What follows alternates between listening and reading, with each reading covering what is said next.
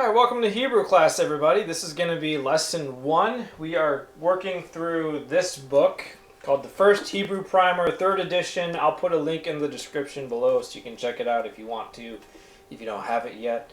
There are some supplemental materials that you could use if you really want to. One of the things that I have that I find helpful is called the Master Set of Bible Flashcards. This follows along with the Hebrew Primer, and it's exactly what it sounds like. It's a set of flashcards. I think it's about $20–$25 on Amazon. And on one side it has the Hebrew, on the other side it has the translation, and it's broken down by chapter, which makes it really nice. So you just pull out the ones from your current chapter and you can start working through those. Find that to be really helpful. You don't have to get it, but it's a nice tool to have. Also, there is an answer book to the First Hebrew Primer. Here it is. It's a small little book. The binding on it is really not good. It just comes right off. Like, this is almost a brand new answer book. The first time I went through the First Hebrew Primer, I didn't have this. It is useful, though, if you want it. If you want to check how you're doing, you can certainly use that. It's a good resource. So if you want to use it, you can. Again, not required. I think you can get that for about $10. Also, at some point, if you really want to get into it, or if you just want a copy of the Hebrew text itself, I would recommend a Reader's Hebrew Bible. This one is really neat in some of the tools that it has, which we can talk about that later. I'm not going to go into it right now. But I found it to be very helpful. Plus, the leather binding is really nice. And I think you can get this for, I don't know, $30 to $35, maybe, something like that. So, just some things to consider. Again, not required, but if you want something a little extra, you can go for that. So, we are going to get into Chapter 1 of the First Hebrew Primer in a minute. But first, I want to talk about a couple things. First off, just talking about Hebrew as a language itself. So, for example, as a demonstration. So Hebrew is written and read from right to left.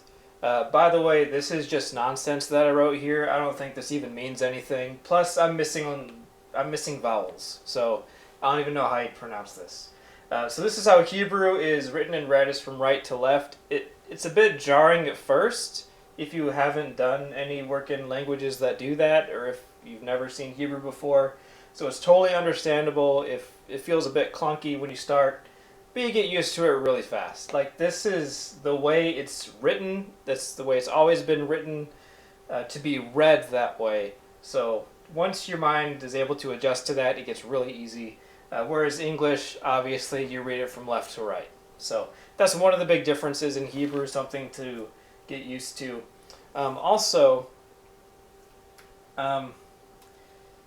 If you're looking at other Hebrew resources, like if you're watching other videos or if you've heard anyone talk about Hebrew, you might notice that the way it's pronounced can change depending on who you're listening to. I'm not going to be a big stickler on pronunciation. I do think it's important that we know the names and how to pronounce the letters, but in terms of like a particular accent, I'm not going to make a big deal about it. So for example, there's a letter in Hebrew, it's resh. I pronounce it resh, but some people pronounce it more in the throat like a reish. I've known some people to do that, but I'm not going to make a big deal about it. As long as you can read a word and understand what it's trying to say, that's really the point of this. Like, we're learning a written language, we're learning how to read it, we're not learning how to have a conversation. So don't get too hung up on if I pronounce it a different way than you do. Just as long as we get the general pronunciation correct, that's all I really care about. Also, don't get frustrated if, like, I'm reading an example in the book, or I'm reading through an exercise or a Hebrew text, and you're not able to follow along just by hearing it. Don't let that get to you. Like, I even have a really hard time if people are saying something in Hebrew. Like, I can't really process it that fast. Again, we're learning a written language.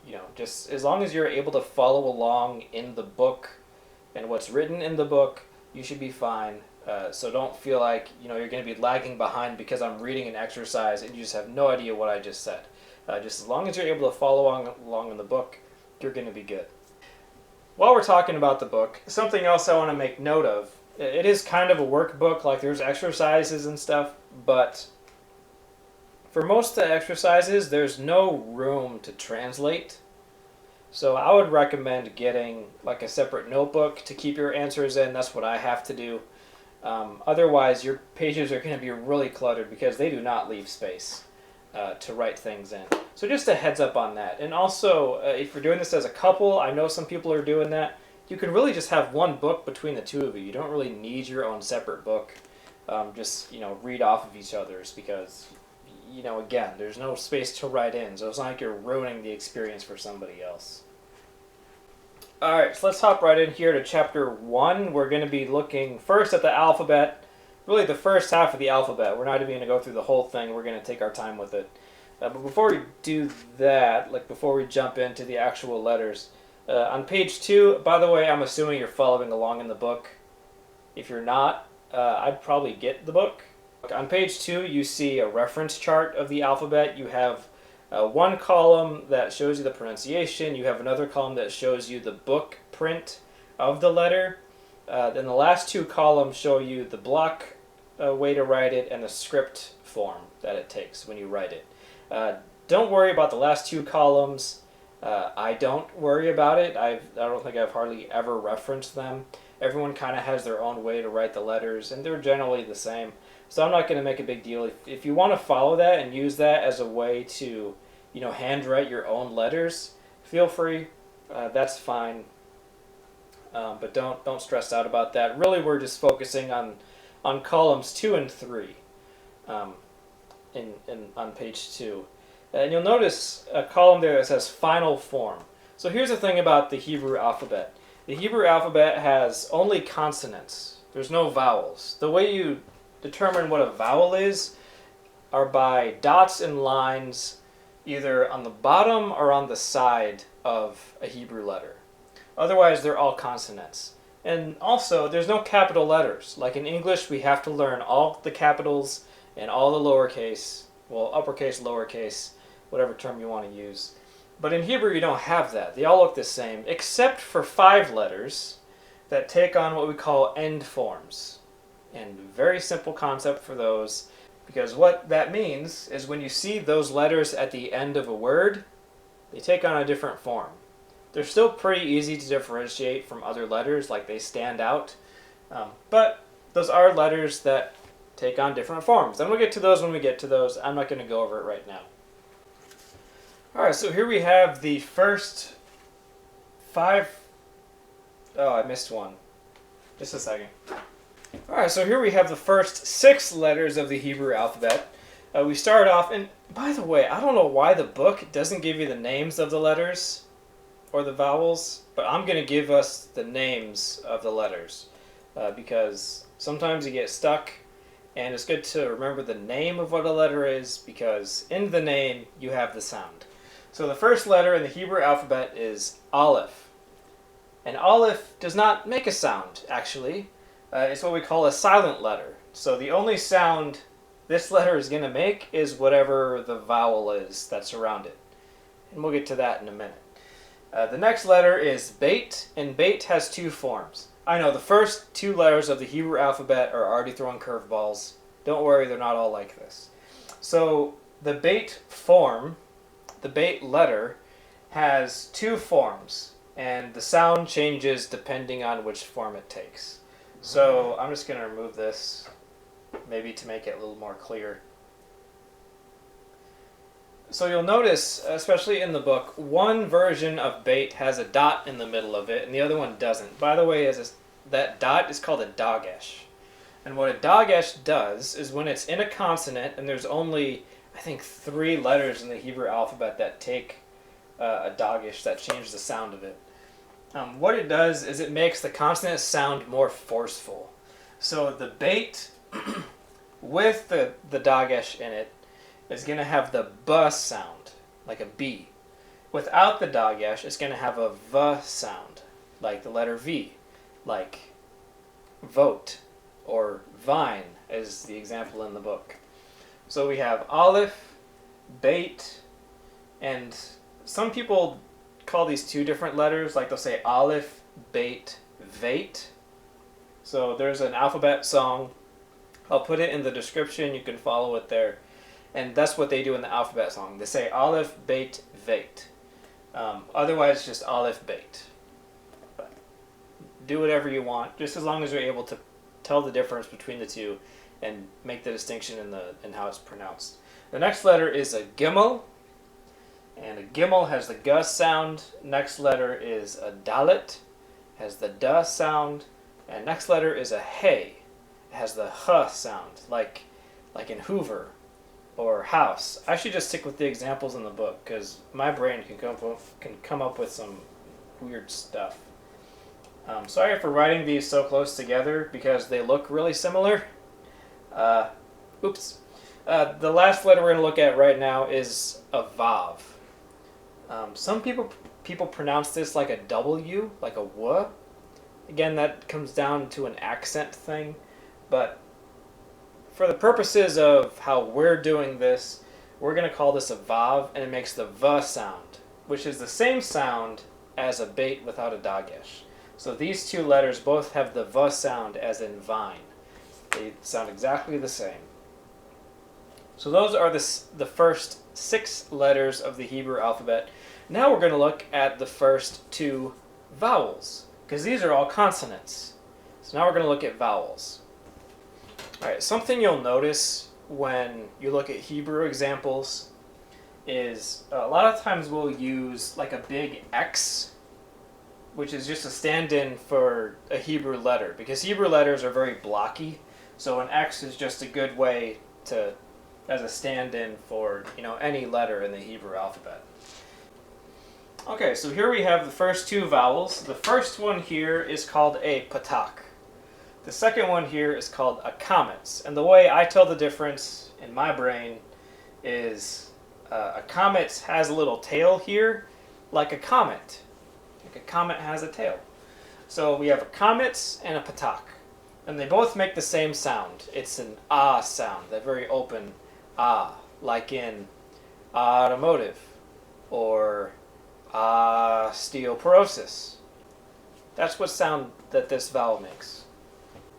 Something else, I know the book doesn't really say this, but when you're reading Hebrew, you always start with the consonant first. So you read it consonant, vowel, consonant, vowel, consonant, vowel. That's how you read Hebrew. So let's look at the examples on page 4, the reading practice, which I would recommend doing the reading practice at the top of the page. It's pretty good. And we also see here how the aleph letter works.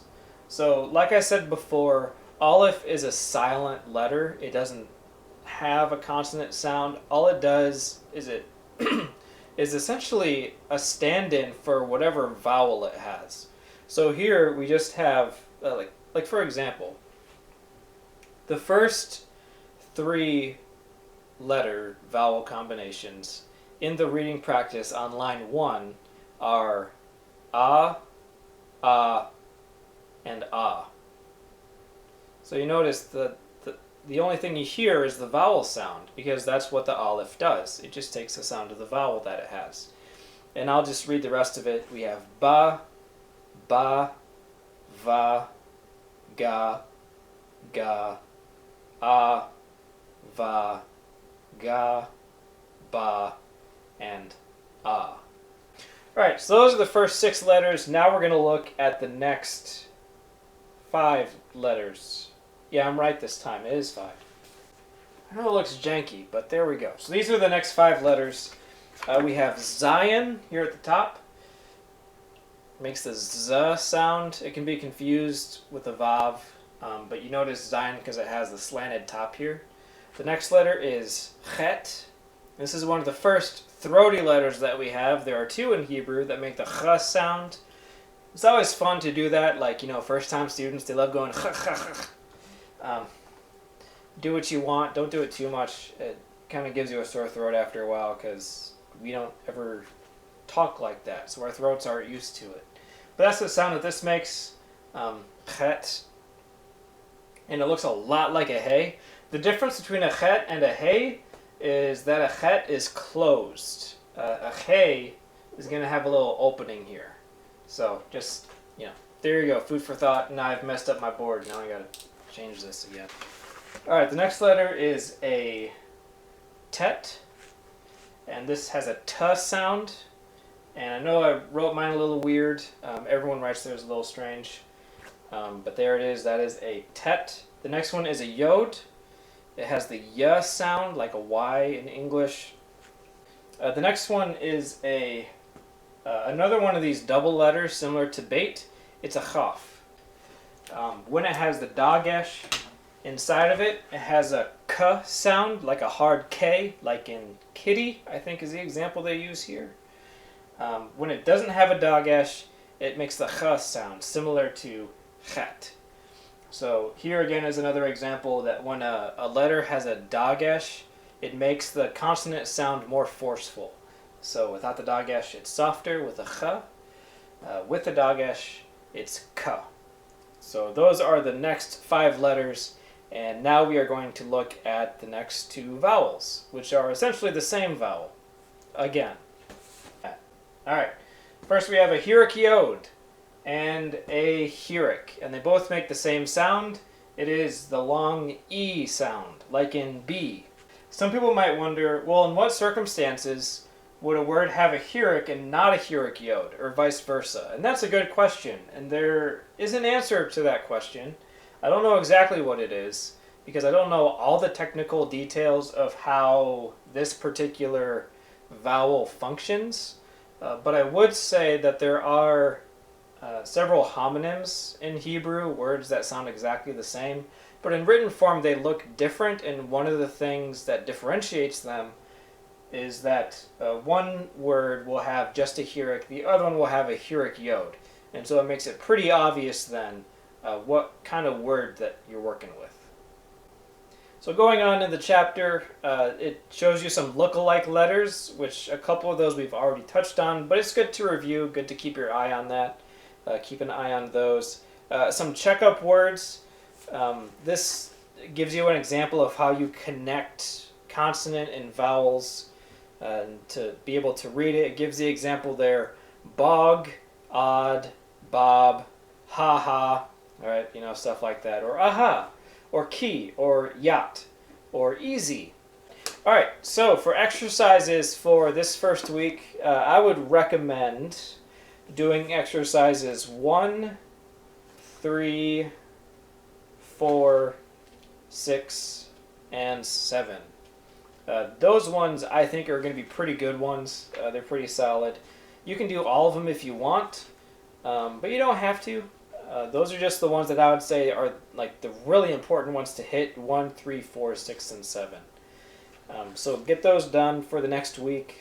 We'll figure out how all that's going to work. If you have any questions on this chapter, just let me know. I don't know, put a comment down below or send an email. I'll try to remember to put my email address in the description, or post something on the Facebook page, however you'd want to do that. And just a note, you can read ahead to chapter 2 if you want. You don't have to, but if you think that would be helpful, you can go ahead. Also, just a tip for learning Hebrew. I found that the best way to study Hebrew is by taking like 5 or 10 minutes every day and going through just what I've learned. Either, using the flashcards, or at this point, just going through the alphabet. It won't even take you 5 or 10 minutes to go through the alphabet every day. But I found it's much better to do it that way than to take like an hour block of a day in the week and just try to cram everything in there and really like force yourself to study it. I haven't met anyone where that actually helps them that much. It's much better to just take small fragments every day and like build it into your schedule to just look through Hebrew. Like even like when I was going through it, like even later chapters, when you have like a lot of flashcards, like it would still only take me 15-20 minutes a day just to go through every single flashcard, because you get so used to it that a lot of the stuff you look at, like if you do flashcards or something like that, like you look at it and you just automatically know what it is. You don't have to spend any time in it, so you just flip through them pretty quick. And it's better to practice it that way. It makes the exercises a lot easier to go through because the vocabulary is already ingrained, and you can just see a word and just know what it is. So that's just a tip going forward. Take small fragments of time every day to work through it, rather than just trying to sit down like on a Thursday night or a Friday night and just try to bang it out. It's not going to be that helpful if you do it that way. So that'll be it for Chapter 1. Again, do the exercises if you need a refresher on that. Exercises 1, 3, 4, 6, and 7. Get those done for next week. And then we will start Chapter 2 and finish off the alphabet. So until next time, shalom. Minds process, are... Come on, get it together, Ben. Get it together. You know what you're saying. You already went through this. All right. Yeah. Also, don't get frustrated. Puberty.